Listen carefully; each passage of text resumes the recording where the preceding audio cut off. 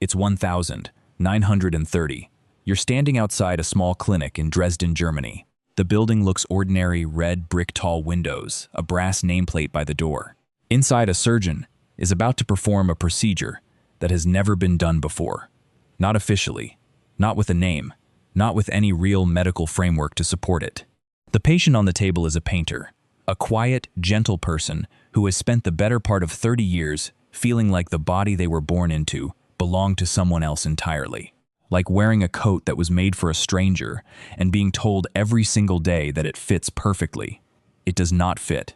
It has never fit. And today, for the first time in recorded Western medical history, someone is actually going to do something about it. That is not a modern story. That is not a recent development. That happened almost 100 years ago. But here's the thing. The moment you start pulling on that thread, the first transgender person in history, you realize very quickly that 1930 is not even close to the beginning. Not even slightly. Because when you go back further and further and further still, you find something that should genuinely stop you in your tracks. You find that nearly every ancient civilization on the planet independently without contact with each other had a category for people who existed outside the male-female binary. They had words for it, roles for it. Sometimes they had reverence for it. So the question isn't really who was first. The question is, why did we ever think this was new? Short answer, we were wrong. Long answer, that's what this video is about. Let's start with the name most people actually know, because it's the one that tends to anchor this entire conversation in popular history. Lili Elbe. Born in Denmark in 1882, registered at birth as Einar Wegener, trained as a landscape painter, Einaried to a fellow artist named Gerda, living what appeared from the outside to be a fairly conventional life for an educated European at the turn of the 20th century. Except that it wasn't. From early childhood, Einar had experienced a persistent, unshakable sense of disconnect from his assigned gender. A feeling that there was a self underneath the self, a woman underneath the man. The world had decided was standing there. The story of how Lili Elbe emerged is depending on how you look at it, either beautifully accidental or entirely inevitable. Gerda was a successful illustrator. Fashion Plates magazine covers portraits of elegant Parisian women. One afternoon, her regular female model failed to show up for a session, and Gerda asked Einar to step in. Put on the stockings, hold the pose, just for reference. And something shifted. Not in a dramatic cinematic way, not with swelling music. Something quiet and profound and deeply personal shifted inside a person who had spent decades not quite being able to name what was wrong. Lili, the name, came later, but the person was there, was not a costume, was not a game, was not a fantasy. Lili was simply what was true. Over the following years, Einar began appearing socially, as Lili, with increasing frequency. Gerda painted her dozens of portraits rich and detailed, and full of life. The couple moved in artistic circles, where a degree of eccentricity was not only tolerated, but expected. But underneath the social performance, something far more fundamental was happening. Lili wanted her body to match, and in 1930, she found a doctor willing to try. Magnus Hirschfeld. That name matters. He was the director of the Institute for Sexualwissenschaft, the Institute for Sexual Science in Berlin, one of the first institutions in the world dedicated to the scientific study of human sexuality. Hirschfeld had coined the term transvestite decades earlier and had been documenting gender nonconforming individuals for years. His institute housed thousands of case files, research documents, and personal testimonies. It was in every meaningful sense the most advanced repository of knowledge about gender and sexuality that had ever existed. It was also burned to the ground by the Nazis in 1933. The footage survives. Students in uniforms throwing books into the street. Decades of irreplaceable research gone in an afternoon. But in 1930 it was still standing. And it was there that Lili Elbe underwent the first of what would eventually be 5 surgeries, performed not by Hirschfeld himself, but by surgeons he connected her with, including Dr. Kurt Warnekros in Dresden. The procedures were experimental, dangerous, and medically unprecedented in the formal sense. Lili's body was surgery by surgery being changed to match the person she had always been. She did not survive. The final surgery in 1931 attempted a uterine transplant, something even modern medicine has only recently managed, and her body rejected it. She died at 48. But before she died, she had legally changed her name and gender in Denmark with royal decree. She had a new passport, a new identity, a new life, even if it was brief. Lili Elbe is often called the first person to undergo gender reassignment surgery. That framing is not entirely wrong, but it is in an important sense incomplete, because first is doing a lot of heavy lifting in that sentence. Here is where the story gets genuinely strange in the best possible way. Go back 2,000 years before Lili Elbe. Go back to ancient Rome, around the 2nd century CE. There is a religious cult, extremely popular, politically significant, worshipping a goddess named Cybele. Her priests were called the Galli, and the Galli were assigned male at birth, and they castrated themselves in ritual ceremonies and lived the remainder of their lives as women wearing women's clothing, adopting feminine names, taking on feminine social roles. Was that transgender identity? That is a genuinely contested question. Some historians argue the Galli were fulfilling a religious function, not making a personal gender statement. Others point to Roman texts that describe the Galli not as priests in costume, but as individuals who experienced something deeply personal in their transition. The Roman physician Galen documented cases in the 2nd century of what he called people who felt themselves to be of neither sex or of the other sex. He wrote about them with clinical curiosity, not moral condemnation. That is remarkable. That is worth pausing on. Let that sink in. A Roman doctor in 150 CE was documenting gender identity with less moral judgment than many 20th century psychiatrists. But Rome is still not the beginning. Go east. Go to the Indian subcontinent, where you find one of the oldest and most continuous transgender traditions in recorded human history, the Hijra. The Hijra are a community, a social and spiritual community of people assigned male at birth who live as women or as a recognized third gender. References to the Hijra appear in texts that are over 2,000 years old. The Ramayana, the Mahabharata, ancient Hindu texts that predate the Roman Empire. In these texts, the Hijra are not marginalized. They are spiritually significant. They bless newborns. They perform at weddings. They occupy a unique social role that is treated in those older texts as sacred. The Mughal emperors of India, ruling from the 1500s through to the early 1800s, had Hijra advisors, Hijra administrators, Hijra generals. A person named Malik Kafur, a military commander of extraordinary skill and influence in the early 1300s, is documented as a Hijra, running armies, winning wars, advising an emperor. This is not a footnote.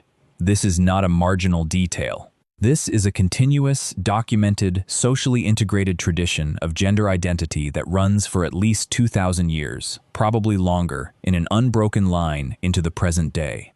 They weren't hidden. They weren't ashamed. They were there. Cross the Pacific. Go to pre-colonial North America, where among hundreds of distinct indigenous nations, there existed what anthropologists, using a term the indigenous community itself, later reclaimed, now called Two-Spirit people. Two-Spirit is not a single concept. It is a pan-indigenous umbrella term applied retrospectively to dozens of distinct nation-specific identities across the continent. Different nations had different names, different roles, different ceremonies around it. The Zuni called them Lamana, the Lakota Winkta. The Navajo had a 4-gender system, man, woman, and 2 forms of gender that existed in between and beyond. These individuals often held specific spiritual and social roles within their communities: healers, mediators. People believed to carry the perspective of more than one gender, and therefore, to see what single-gender people could not. Not a burden. Not a diagnosis. A gift. When European colonizers arrived, they encountered these traditions, and almost universally reacted with horror. The Spanish specifically documented Two-Spirit people in their accounts of the Americas, and described them as evidence of moral corruption. What followed was centuries of systematic suppression, missionary pressure, legal prohibition, violence. The tradition survived anyway, underground in families, in ceremonies conducted away from colonial eyes. It survived because it was true. Here is a question historians have been quietly wrestling with for a long time. Is there any culture anywhere on Earth, in any recorded period of history, that did not have some version of this? The answer, as best as current scholarship can determine, is no. Ancient Egypt had Sekhet, a divine category that existed between male and female, referenced in texts dating to around 1800 BCE. Ancient Mesopotamia, Sumer Babylon, Akkad had a priestly caste called the Galli, who were associated with feminine identity and sacred ritual. The Bishu of the Bugis people in Sulawesi, Indonesia, represent a fifth gender category that has existed for at least 600 years in a society that officially recognizes 5 genders. The Fa'afafin of Samoa, the Mahu of Hawaii, the Kathoey of Thailand, documented for centuries before Western contact. These are not isolated anomalies. They are a pattern, a consistent, cross-cultural, multi-millennial pattern of human societies, recognizing that gender is more complicated than a binary. Let that sit with you for a moment. Every major civilization independently arrived at the same conclusion. They didn't need a conference. They didn't need a policy paper. They just looked at the people in front of them and made room. So, why does this feel new? Why does this feel, to so many people, like a modern invention? The answer to that question is specific and uncomfortable. It is not mysterious. Between roughly 1,500 and 1,900 European colonial expansion carried with it a particular model of gender-rigid binary, enforced by Christian moral theology, and imposed it often violently on cultures that had entirely different frameworks. Legal codes criminalized gender nonconformity.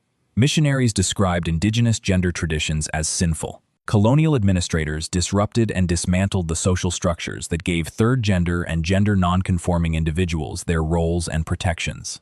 In Europe itself, the same process was happening through a different mechanism, the medicalization of gender nonconformity. The 19th century didn't eliminate the experience of being transgender, it just renamed it. It became a pathology, a disorder, something to be treated, cured, corrected. The word transvestism was invented in 1910 by Hirschfeld, actually who meant it with clinical neutrality, and was quickly absorbed into a psychiatric framework that treated gender nonconformity as illness. The knowledge was suppressed. The institutions that held the knowledge, like Hirschfeld's Institute, were literally burned.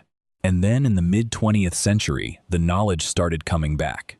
Christine Jorgensen, in 1952, whose story made international headlines when she returned from surgery in Denmark and spoke publicly about her transition, becoming, in many people's minds, the first, because she was the first to be covered by the mass media.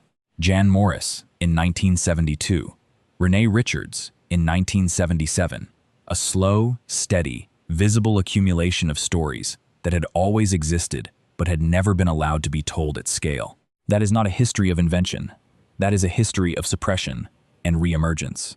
Here is the thing nobody really says out loud about the who was first question. It's a little bit of a trap, because the moment you go looking for the first transgender person, you're using a modern category to search through historical records that used entirely different categories. The word transgender is recent. It came into common usage in the 1990s. The experience it describes is not recent. But the people who lived that experience in ancient Rome, ancient India, pre-colonial America, they didn't call themselves transgender. They called themselves the Galli, the Hijra, the Winkte, the Lahamana. They had their own frameworks, their own language, their own understanding of what they were. Projecting the word first transgender person onto Lili Elbe or onto Christine Jorgensen is accurate in a narrow medical historical sense. First to undergo documented surgical transition, in the modern Western medical framework, yes. But first to live as a gender other than the one assigned at birth. That almost certainly goes back to before writing was invented. A study published in the Journal of Homosexuality in 2016 reviewed anthropological records from over 150 cultures worldwide and found that the vast majority had documented traditions of gender variance, most of them predating European contact. The pattern is not cultural contamination. It's not a modern Western export. It runs the other direction. This is not a new idea that spread around the world. This is a human thing that was interrupted. There is a photograph of Lili Elbe, taken sometime around 1930. She is sitting by a window. She is wearing a light dress. She is looking at the camera with an expression that is, and this is the only word for it, relieved. Not happy exactly. Not triumphant. Just relieved. The way a person looks when something they have carried for 30 years is finally set down. She had 4 years of being Lili. 4 years of a passport that said the right name. And then she was gone. The institute that made it possible was burned 2 years after she died. The doctors who performed her surgeries were scattered by the war. The case files were ash. And the world proceeded to spend the next 60 years pretending this had never happened. That gender was simple. That it had always been simple. That anyone who felt otherwise was sick, or broken, or confused. They were not sick. They were not broken. They were not confused.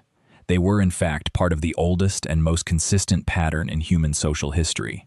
That is not a tragedy. That is extraordinary. That should make you proud of your species.